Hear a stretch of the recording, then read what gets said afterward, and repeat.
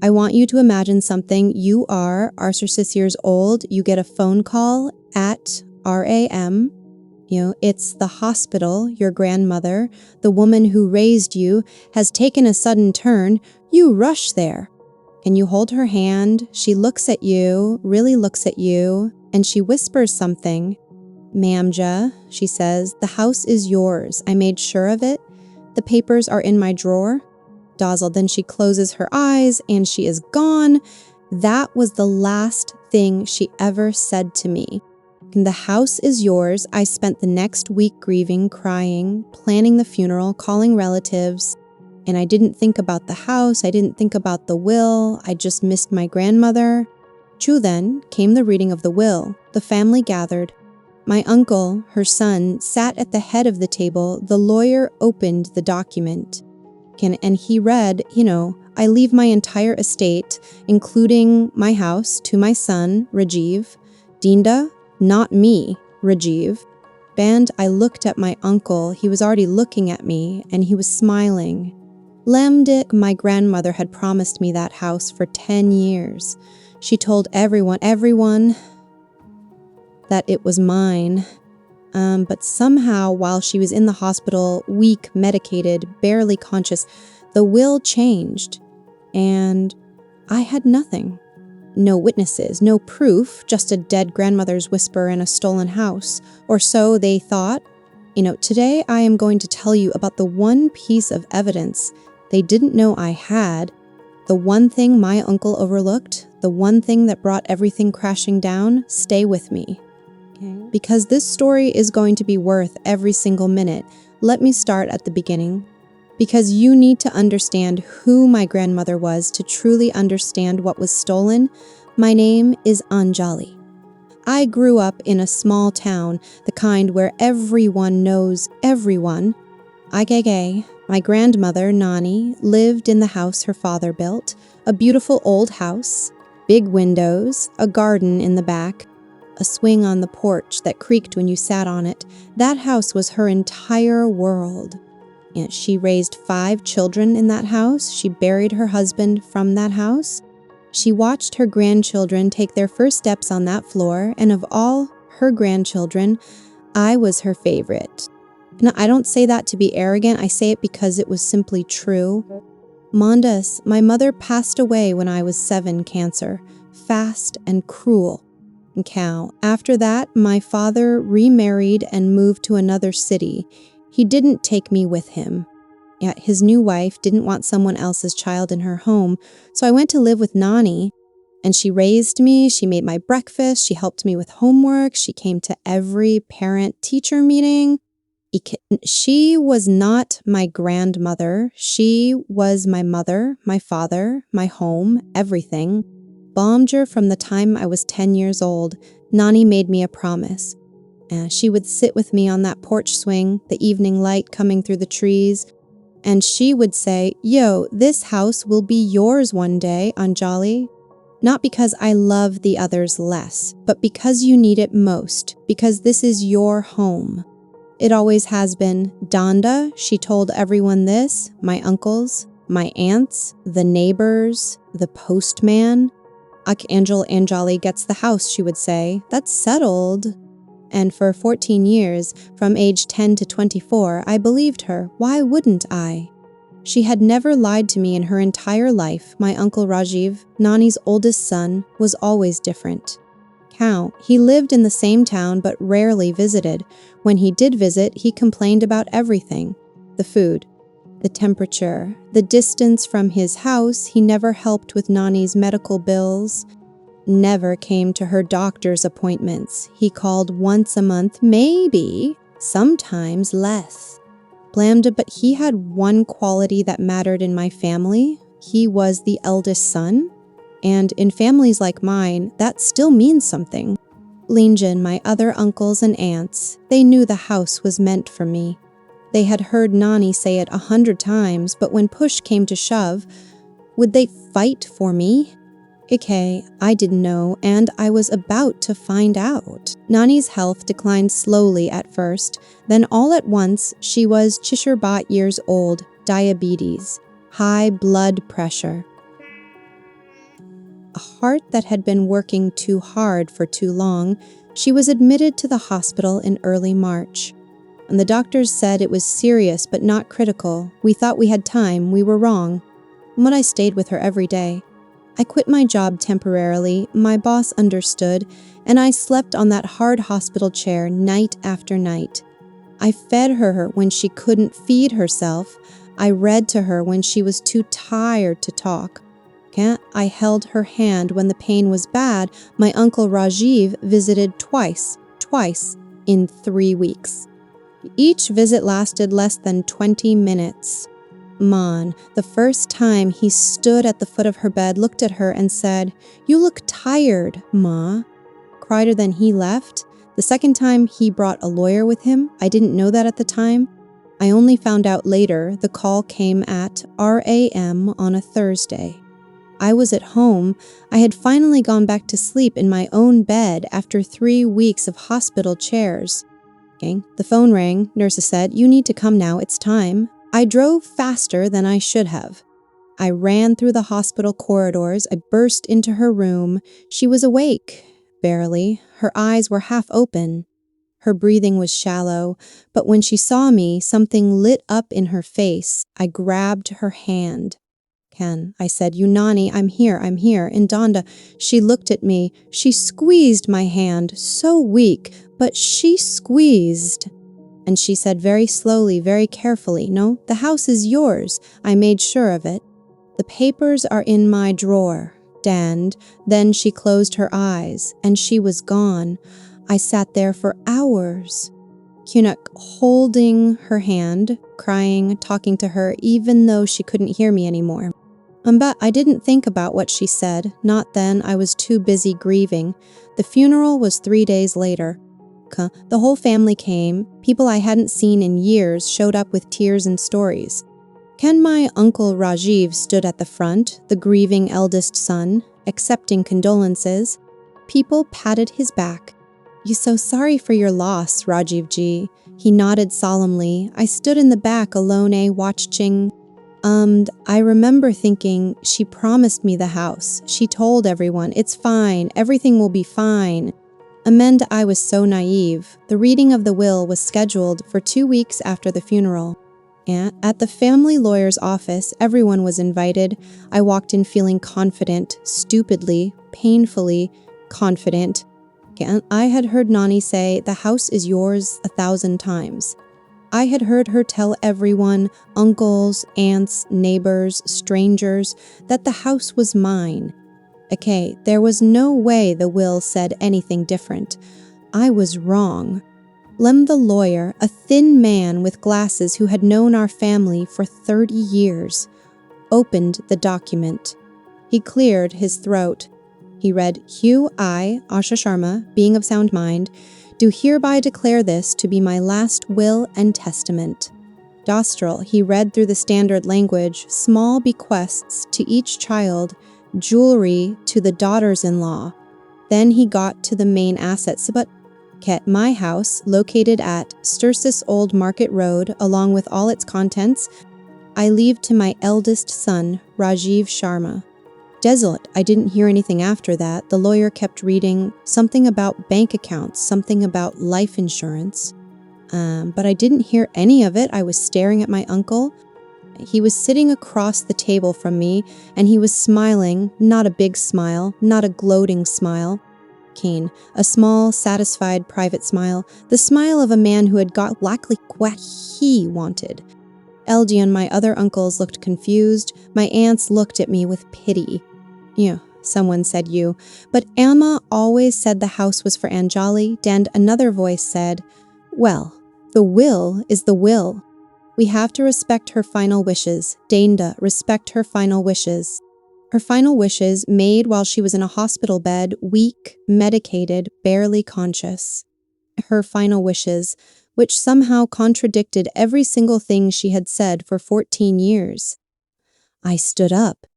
My chair scraped against the floor. Everyone looked at me. I said, that is not what she wanted. She told me the night she died, she said the house was mine. She said the papers were in her drawer. Dane, my uncle, spoke for the first time. His voice was calm, reasonable. The voice of a man who had prepared for this moment. Anjali, he said, I understand you're upset. You were close to Amma, but grief can make us hear things that weren't said. The will is clear. We should respect her decision, Dida. Grief can make us hear things that weren't said. That's what he said to my face, in front of the entire family. I looked around the room. Ken, my other uncles wouldn't meet my eyes. My aunts looked at their hands. The lawyer packed up his papers. Ambelian, no one spoke for me. No one said, you actually... I heard her say it too. Beta, no one said, this doesn't feel right. No one did anything. I walked out of that office alone. I got into my car. I sat there for 10 minutes without starting the engine, and then I called a lawyer. Her name is Priyanka. She is fierce, she is expensive, and she is very, very good. I met her the next day. I told her everything. She listened, she took notes, she asked questions. And then she said, do you have any evidence, anything at all? A recording, a text message, a witness? I thought about it. And I thought hard, and then I remembered. I said, Unani told me the night she died. She said the papers were in her drawer. I didn't think about it at the time because I was grieving. But she said, the papers are in my drawer, not the will, not the document. She said the papers, plural. Dresder, Priyanka leaned forward. What drawer? Her desk, in her house, the one she kept her important things in. Gresdrel, Priyanka said, did anyone clean out her house after she died? I thought about it. My uncle had offered to handle everything after the funeral. He had taken the keys to the house. He had said, I'll take care of it, don't worry. I said, my uncle has the keys. He's been going in and out for weeks. Priyanka's face changed. She said, then we need to get into that house before he destroys whatever is in that drawer. Seidel, that was the moment everything changed, not anger, not grief, but a single sentence, the papers are in my drawer. Taline Diaz, my grandmother, had hidden something, and my uncle didn't know about it. Because if he did, he would have destroyed it already. I had one chance. One piece of evidence that might exist, and I had to find it before he did. Getting into the house was not easy. My uncle had the only set of keys.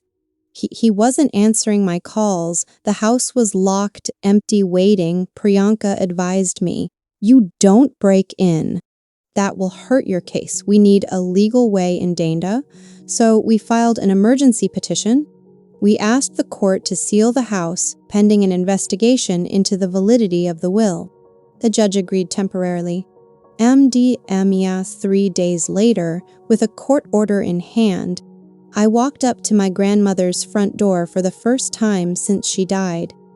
A court official came with me, a videographer came with me, everything was recorded, everything was documented.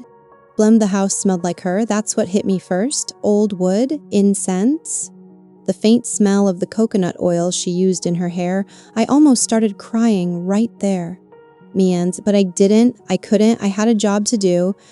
I walked to her bedroom, to her desk, the old wooden desk where she kept her important things, letters, photographs, bank documents. I had seen her open that drawer 100 times. I pulled the handle, it was locked. A house that had been empty for weeks. Why would the desk drawer be locked unless someone had locked it after she died? Or unless someone had tried to get into it and couldn't, the court official produced a set of master keys.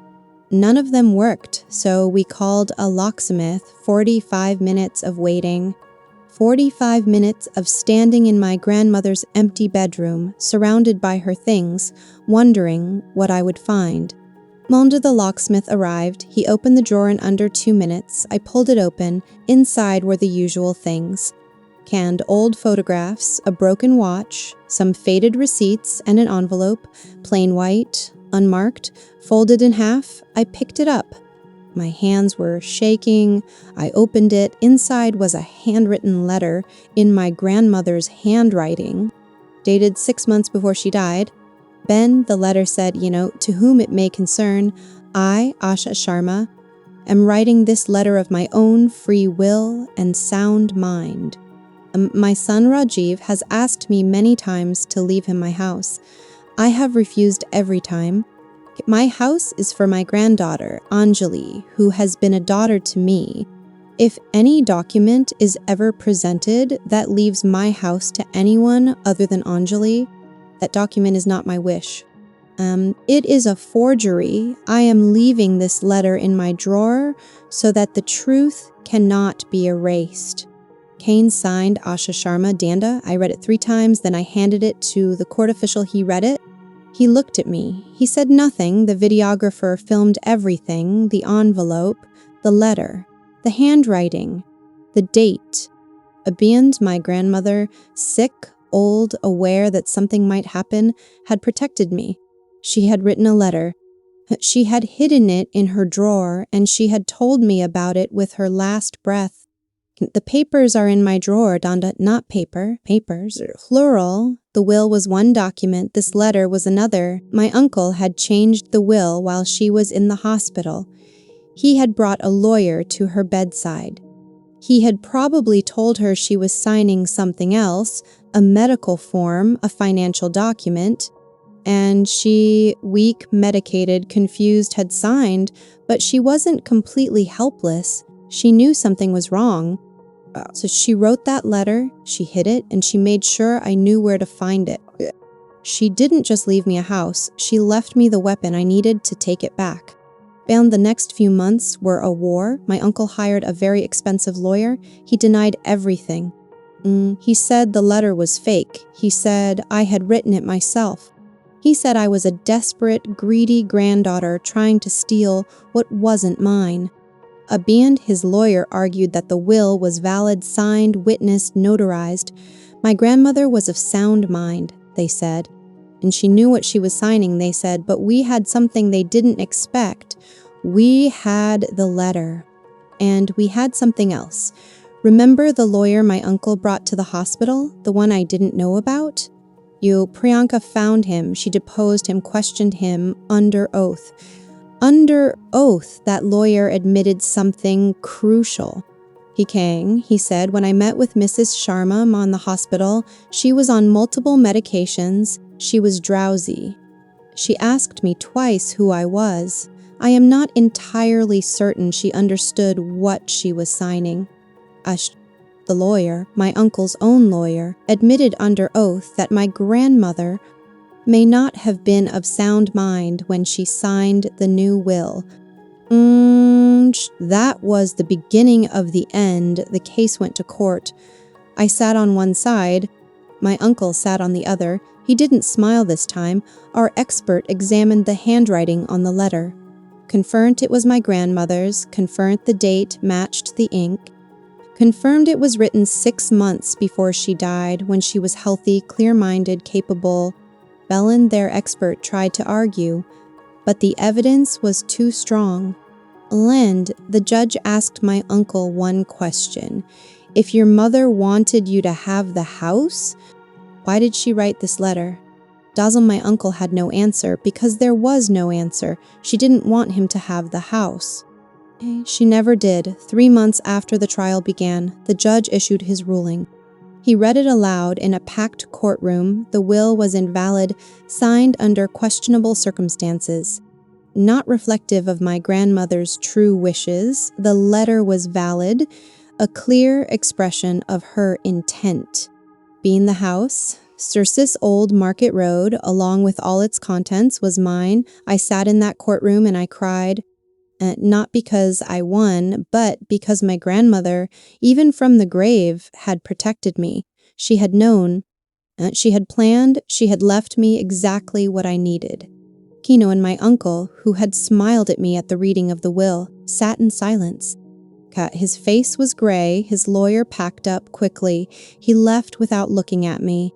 Luenja, my other uncles and aunts came to me after the verdict. They said, we always knew the house was yours. Mazdal, they said, we're so sorry we didn't speak up sooner. Danda, they said, you family is complicated. Danda, I nodded. I said nothing because I knew the truth. And when I needed them, when my uncle was stealing my inheritance in plain sight, they said nothing, they did nothing. They watched, and now they wanted to be on my side. I forgave them, not because they deserved it, but because carrying anger is heavy, and I had a house to rebuild. I am sharing this story today because someone watching this now is being written out of something that belongs to them. On BGN, maybe it's a house, maybe it's a business, maybe it's a family heirloom, maybe it's just recognition, credit you deserve, but someone else is taking. And the person taking it is smiling at you, acting like nothing is wrong, acting like you're the crazy one for being upset. Here is what I learned from all of this.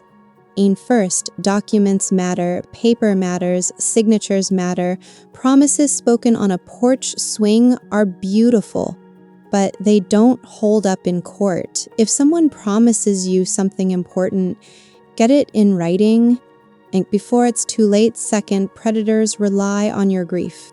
They strike when you are weakest, when you are crying, when you are exhausted, when you are burying someone you love. That is not a coincidence. That is strategy. Do not sign anything when you are grieving. Do not agree to anything when you are exhausted. Wait, breathe, then decide. Third, one piece of evidence is enough. One letter, one email, one photograph, one witness who is willing to speak. You don't need a mountain of proof. You just need one thing that cannot be denied. Quainostanas. And finally, your grandmother, or your mother, or your father, or whoever loved you, they wanted you to have what was yours. Do not let anyone convince you otherwise. Do not let anyone shame you into silence. Do not let anyone tell you that family forgives means family lets itself be stolen from. Kondal, fight for what is yours, not because you are greedy, but because the people who loved you wanted you to have it, and honoring their wish is not selfish. It is love. If this story stayed with you, please share it with one person who needs to hear it. Just one. Subscribe if you are new here. I share stories like this every week, and leave me a comment. Tell me about a time someone tried to take something that belonged to you and what you did about it. I read every single comment. Everyone, my grandmother's house is mine now. I live in it. I sit on the porch swing, and sometimes in the evening light, I swear I can feel her sitting next to me. She kept her promise. And so did I. I will see you in the next one.